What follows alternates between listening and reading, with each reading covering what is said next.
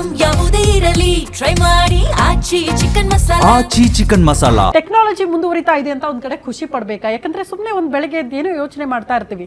ಆ ಯೋಚನೆಗೆ ಸಂಬಂಧಪಟ್ಟಂತೆ ಮೊಬೈಲ್ ಹಿಡಿದಾಗ ಸೋಷಿಯಲ್ ಮೀಡಿಯಾ ಸ್ಕ್ರೋಲ್ ಮಾಡುವಾಗ ಈಗ AI ಆರ್ಟಿಫಿಷಿಯಲ್ ಇಂಟೆಲಿಜೆನ್ಸ್ ಅನ್ನೋದು ನಮ್ಮ ಮನಸ್ಸಲ್ಲಿ ಏನು ಓಡುತ್ತೋ ಅದೇ ತೋರ್ಸಕ್ ಸ್ಟಾರ್ಟ್ ಆಗುತ್ತೆ ಅಂತ ವಿಡಿಯೋಗಳು ಬರ್ತಾ ಹೋಗುತ್ತೆ ಅಂತ ಒಂದು ಖುಷಿ ಪಡ್ಬೇಕಾ? ನಾನು ಸರ್ಚ್ ಮಾಡದೆ ತೋರಿಸ್ತಾ ಇದೆಯಲ್ಲಪ್ಪ, ನನ್ನ ಮನಸ್ಸನ್ನ ಅರ್ಥ ಮಾಡ್ಕೊಂಡಿದೆ ಇದು ಅಂತ ಖುಷಿ ಪಡ್ಬೇಕಾ?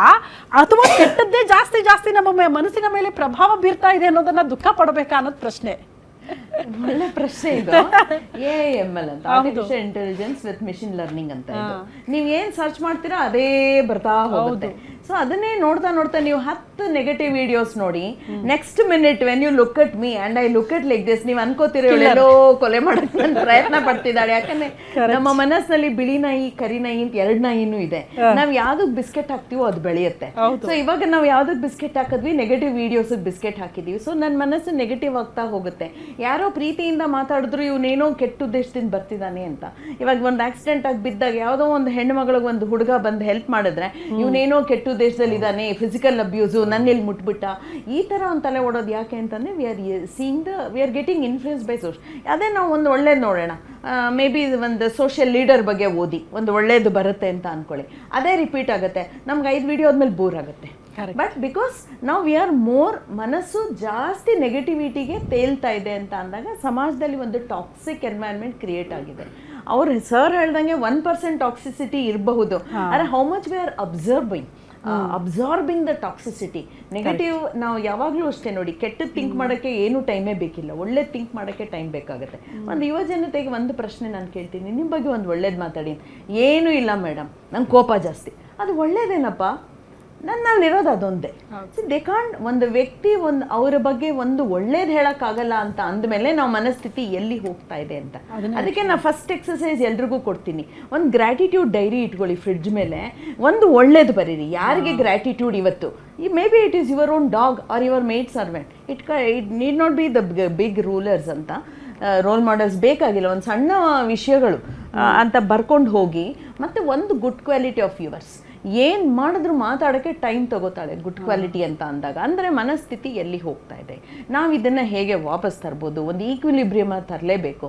ಸೊ ಫಸ್ಟು ನೀವು ಹೇಳ್ದಂಗೆ ವೀಡಿಯೋಸ್, ನೆಗೆಟಿವ್ ವೀಡಿಯೋಸ್ ಕಂಟ್ರೋಲ್ ಮಾಡಬೇಕು. ಮತ್ತು children access to these videos. 8 ವರ್ಷದ ಮಗು, 10 ವರ್ಷದ ಮಗು ಪೋರ್ನೋ ವೀಡಿಯೋಸ್ ನೋಡಿಕೊಂಡು ಅವರು ಅದನ್ನು ತೊಗೊಳಕ್ಕಾಗದೆ, ಅಬ್ಸರ್ವ್ ಮಾಡೋಕ್ಕಾಗದೆ, they get into these kinds of disturbances. ಆ ಥರ ಪೇಷಂಟ್ಸು ನನ್ನ ಕ್ಲಿನಿಕ್ಗೆ ಬರ್ತಾ ಇದ್ದಾರೆ, ಅವ್ರುಗಳನ್ನೂ ನಾನು ನೋಡ್ತಾ ಇದ್ದೀವಿ. ಸೊ ನಾವು ಅದೇ ಹೇಳೋದು, ಒಂದು ಕಂಟ್ರೋಲ್ ಇಟ್ಟಿದ್ದೀರ ಪೇರೆಂಟ್ಸ್ಗೆ, ನನ್ನ ಮಾತು ಕೇಳಲ್ಲ. ಯಾಕೆ ಹೇಳಿ, ಇವರು ಬ್ಯುಸಿ, ಟಿ ವಿನಲ್ಲಿ ವಿಡಿಯೋದಲ್ಲಿ ನೋಡ್ಕೊಂಡು ಇವರು ಬ್ಯುಸಿ ಇದ್ದಾರೆ. ದಟ್ಸ್ಗೆ ಅದು ಹೇಳೋದು, ಒಂದು ಹೆಲ್ದಿ ಫ್ಯಾಮಿಲಿ ಟೈಮ್ ಇಟ್ಕೊಂಡ್ರೆ ಎಷ್ಟೋ ಒಂದು ಸಮಸ್ಯೆಗಳನ್ನ ಪರಿಹಾರ ಮಾಡ್ಬೋದು. ಮತ್ತು ಏನಂದರೆ, ದುಡ್ಡಿದೆ, ನಮ್ಮ ಅಪ್ಪ ಅಮ್ಮ ಹೇಗಾದರೂ ನನ್ನ ಬಿಡಿಸ್ಕೋತಾರೆ, ಬೇಲ್ ಈಸ್ ಈಸಿ ಅನ್ನೋದು ಒಂದು ಮನಸ್ಥಿತಿ ಬಂದಿದೆ ನೋಡಿ, ಅದರಿಂದ ನಮಗೆ ತುಂಬ ವಿಷಯಗಳನ್ನ ಕಂಟ್ರೋಲ್ ಮಾಡೋದು ಕಷ್ಟ ಆಗುತ್ತೆ. ಓಕೆ ನಾಗರಾಜ್ ಸರ್, ನನಗನ್ಸುತ್ತೆ ಏನಂದರೆ, ಈಗ ಮಾನವೀಯ ಮೌಲ್ಯಗಳು, ಜೀವನದ ಮೌಲ್ಯಗಳು ಮರೆಮಾಚ್ತಾ ಇರೋದ್ರಿಂದ, ಆದರೆ ಅದು ನಮ್ಮಿಂದ ದೂರ ಆಗ್ತಾ ಇರೋದ್ರಿಂದ ಇಂಥ ಅವಘಡಗಳು, ಇಂಥ ಈ ಕಡೆ ಯುವ ಸಮೂಹ ಜಾಸ್ತಿ ವಾಲ್ತಾ ಇದೆಯಾ ಅಂತ. ತಂದೆ ತಾಯಿ ಪ್ರೀತಿ ಅಂದರೆ ಗೊತ್ತಿಲ್ಲ, ತಂದೆ ತಾಯಿ ಬೆಲೆ ಅನ್ನೋದು ಗೊತ್ತಿಲ್ಲ, ಒಡ ಹುಟ್ಟಿದವರ ಅರ್ಥ ನಮಗೆ ಗೊತ್ತಿಲ್ಲ ಅನ್ನೋದೇ ಒಂದು ಪ್ರಶ್ನೆ ಆಗ್ತಾ ಇದೆಯಾ ಯುವ ಸಮೂಹ, ಆ ಮೌಲ್ಯಗಳ ಅರ್ಥ ಆಗ್ತಾ ಇಲ್ಲ ಅಂತ. ಒಂದು ಸಣ್ಣ ಜೋಕ್ ಹೇಳ್ಬಿಡ್ತೀನಿ ನಿಮಗೆ.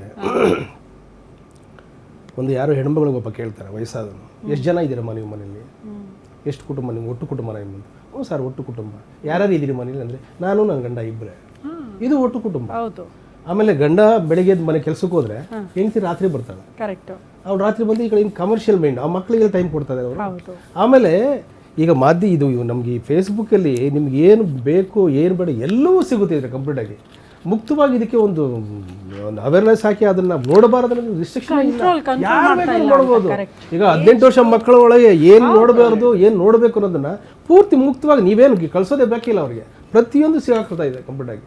ಇದಕ್ಕೆ ಪೊಲೀಸ್ ಇಲಾಖೆಗೆ ಇವೆಲ್ಲ ತೊಗೊಂಡು ಯಾವ್ದಾರ ಒಂದು ಒಂದು ಕ್ರೈಮ್ ಬಂದ ತಕ್ಷಣ ಸರ್ ಹೇಳ್ದಂಗೆ ಆ ಕ್ಷಣದಲ್ಲೇ ಚೂಟಿದ್ರೆ ಮಾತ್ರ ಅದು ಬಂದೋಬಸ್ತ್ ಆಗುತ್ತೆ.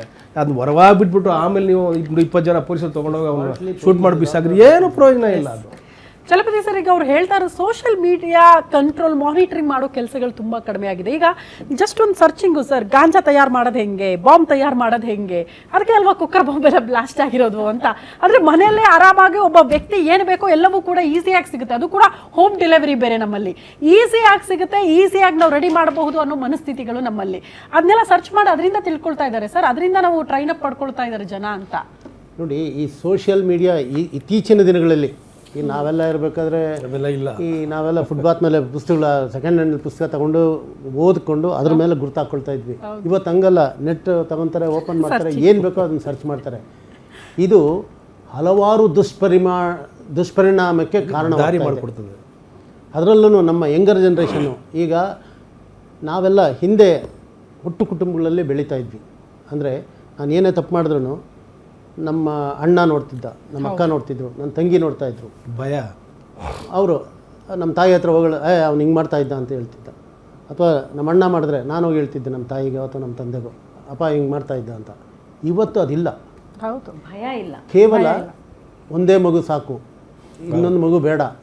ಆಮೇಲೆ ಆ ಮಗುಗೆ ಟೂ ಮಚ್ ಆಫ್ ಇಂಡಿಪೆಂಡೆನ್ಸ್. ನಾನು ಮೊನ್ನೆ ಯಾವುದೋ ಒಂದು ಇನ್ಸ್ಟಿಟ್ಯೂಷನ್ಗೆ ಹೋಗಿದ್ದೆ. ಆ ಮಗುವಿಗೆ ಅವ್ರು ಏನೋ ತಪ್ಪು ಮಾಡುತ್ತೆ, ಮೇಸ್ಟ್ರು ಮೇಡಮ್ಮು ಗದರ್ತಾರೆ ಯಾಕೆ ಅಂತ.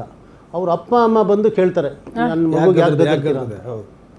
ಸೊ ಇದು ಈ ಮನಸ್ಥಿತಿಗಳ ಕಾರಣಕ್ಕೋಸ್ಕರ ಇದೆಲ್ಲ ಆಗ್ತಾಯಿದೆ.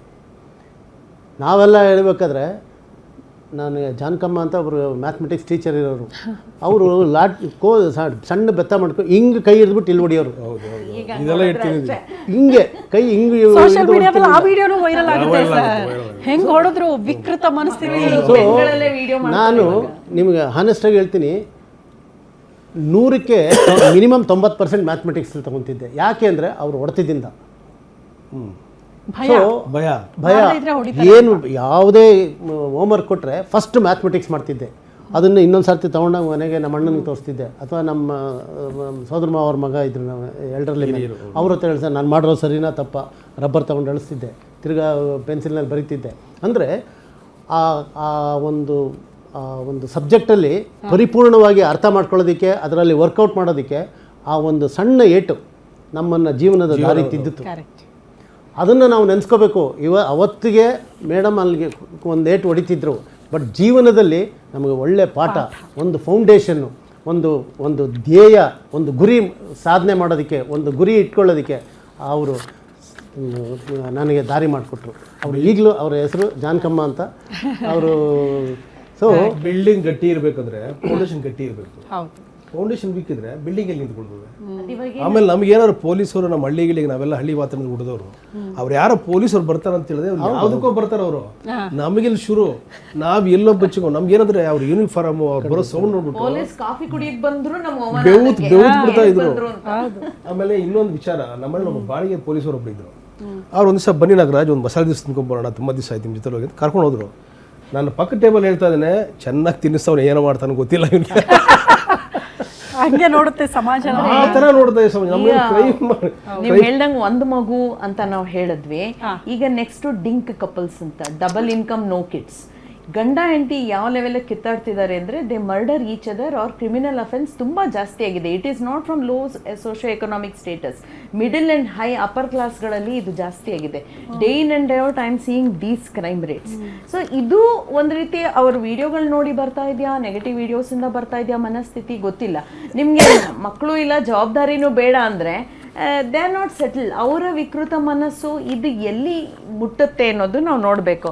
ಸೊ ಕಾನೂನು ವ್ಯವಸ್ಥೆನೂ ಸ್ಟ್ರಿಕ್ಟ್ ಇಲ್ಲ ಅಂತ ಅಂದಾಗ ಇವರನ್ನೆಲ್ಲ ನಾವು ಕಂಟ್ರೋಲ್ ಮಾಡೋದೆಲ್ಲಿ? ಸೊ ಸಮಾಜನೇ ಒಂದು ಟಾಕ್ಸಿಕ್ ಆಗ್ಬಿಟ್ಟಾಗ ನಾವು ಎಲ್ಲಿಂದ ಪ್ರಾರಂಭ ಮಾಡಬೇಕು? ಸೊ ಕುಟುಂಬದ ವ್ಯವಸ್ಥೆನ ನಾವು ಸ್ಟ್ರಾಂಗ್ ಮಾಡಬೇಕು, ಸೊಸೈಟಿ ವ್ಯವಸ್ಥೆನೂ ಸ್ಟ್ರಾಂಗ್ ಮಾಡಬೇಕು. So it has to go on parallel lines ಅಂತ ಅನ್ಸುತ್ತೆ. ಇದಕ್ಕೆ ಮುಖ್ಯ ಏನು ಮೇಡಮ್, ಸರ್ಕಾರ ಮೇಯ್ನು. ಈಗ ನಾವು ಹೋಗಿ ವಿಧಾನಸಭೆ ಕೂತ್ಕೊಂಡು ಆಳಕ್ಕಾಗಲ್ಲ, ಇವನ್ನ ಆಳ್ಸ್ ಕಳಿಸಿದೀವಿ ಅಲ್ಲಿಗೆ. ಅಟ್ಲೀಸ್ಟ್ ಆ ಸರಿಯಾದ ಕಾನೂನು, ಸರಿಯಾದ ವ್ಯವಸ್ಥೆ, ಆ ಪೊಲೀಸರು ಮುಕ್ತವಾಗಿ ಕೆಲಸ ಮಾಡಕ್ಕೆ ಕೊಟ್ಟರೆ ಅವ್ರು ಮಾಡ್ತಾರೆ, ಬಿಡಲ್ಲ ಅವ್ರನ್ನ. ಫ್ರೀ ಹ್ಯಾಂಡ್ ಈಗಲೂ ಕೊಡಲ್ಲ. ಪೊಲೀಸರ ಸಮಸ್ಯೆ ಏನಾಗಿದೆ ಅಂದ್ರೆ, ಕೈ ಕಾಲೆಲ್ಲ ಕಟ್ಟಾಕ್ಬಿಟ್ಟು ಪೊಲೀಸವ್ರಿಗೆ ನೀರಿಗೆ ಅಂತ ಏನು ಹೊಡಿತಾನೆ, ಹೆಂಗ್ ಈಜು ಹೊಡಿತಾನೆ? He will die. ಈ ಸಮಾಜದಲ್ಲಿ ಇವತ್ತಿನ ಒಂದು ಪ್ರಾಕ್ಟಿಕಲ್ ಇದನ್ನು ವಿಮರ್ಶೆ ಮಾಡೋದಾದರೆ ಪೊಲೀಸರಿಗೆ ಫ್ರೀ ಹ್ಯಾಂಡ್ ಕೊಟ್ಟು ಅವನು ಅಧರ್ಮವಾಗಿ ನಡ್ಕೊಂಡ್ರೆ ಕಿಕ್ ಹಿಮ್ ಔಟ್. ಮುಲಾಜೆ ಇಲ್ಲ. ನಮ್ಮ ಕಾಲದಲ್ಲೆಲ್ಲ ನಮ್ಮ ಕಮಿಷನರ್ ಒಂದು ಮಾತಾಡ್ತಾರೆ ಅಂದರೆ DCP ಮಾತಾಡ್ತಾರೆ ಅಂದರೆ ನಾವೆಲ್ಲ ಭಯ ಬೀಳ್ತಿದ್ವಿ. ಯಾಕೆ ಅಂದರೆ ನಾವು ಧರ್ಮವಾಗಿ ನಡ್ಕೊಳ್ತಿದ್ವಿ, ನ್ಯಾಯವಾಗಿ ನಡ್ಕೊಳ್ತಿದ್ವಿ. ಬೇಸಿಕ್ಕಾಗಿ ಮಾನವೀಯತೆಯಿಂದ ಪ್ರತಿಯೊಂದನ್ನು ಒಂದು ಸಮಸ್ಯೆಗೂ ನಾವು ಅಪ್ರೋಚ್ ಮಾಡ್ತಿದ್ವಿ. ಹಾಗಾಗಿ ನಾವು ಅನ್ಯಾಯ ಮಾಡ್ಲಿಕ್ಕೆ ಆಮೇಲೆ ಯಾವುದೇ ಪೊಲೀಸ್ ಅಧಿಕಾರಿ ತಪ್ಪು ಮಾಡಿದ ತಕ್ಷಣ ಇಮಿಡಿಯೇಟ್ ಸರ್ ಹೇಳ್ದಂಗೆ ಡಿಸ್ಮಿಸ್ ಮಾಡಿ ಬಿಸಾಕಿದ್ರೆ ಬೇರೆ ಪೊಲೀಸರು ಭಯ ಬರ್ತದೆ. ಯಾರು ಮಾಡಲ್ಲ ಮೇಡಮ್. ಯಾಕೆ ಮಾಡಲ್ಲ? ಯಾಕೆ ಇವರು ಗೊತ್ತಾಗ್ತದೆ ಏನ್ ರಕ್ಷಣೆ ಮಾಡೋದು? ಯಾಕೆ ಇವ್ರಿಗೆ ಆತರ ಅಷ್ಟೊಂದು ಭಯ ಯಾಕೆ ಅಂತ ನಾನು ಕೇಳ್ತಾ. ಅವ್ನು ತಪ್ಪು ಮಾಡಿದ್ದಾರೆ. ಈಗ ಮೇಡಮ್ 2 ಲಕ್ಷ ತಗೊಂಡಿದ್ದಾರೆ, ಲೋಕಾಯುಕ್ತ ಟ್ಯಾಪ್ ಆಗಿದೆ, ಅವ್ರಿಗೆ 20 ವರ್ಷ ಕೇಸ್ ನಡೆಯುತ್ತೆ. 20 ವರ್ಷ ಆದ್ಮೇಲೆ ಕೇಸ್ ಜನನೂ ಮರ್ತು ಬಿಡ್ತಾರೆ. ಈ ವಿಷಯದಲ್ಲಿ ನಾನು ನಮ್ಮ ಪ್ರೆಸ್ ಫ್ರೆಂಡ್ಸ್ಗೂ ಇಷ್ಟೆಲ್ಲ ಆಯ್ತಲ್ಲ, ಬರೀ 3 ದಿವಸ 4 ದಿವಸ ಪೇಪರಲ್ಲಿ ಪ್ರೆಸ್ಸಲ್ಲಿ ಎಲ್ಲ 24 ಗಂಟೆ ಪ್ರಚಾರ ಮಾಡ್ತೀರಾ. ನೆಕ್ಸ್ಟ್ ಅದು ಏನಾಯ್ತು ಅಂತ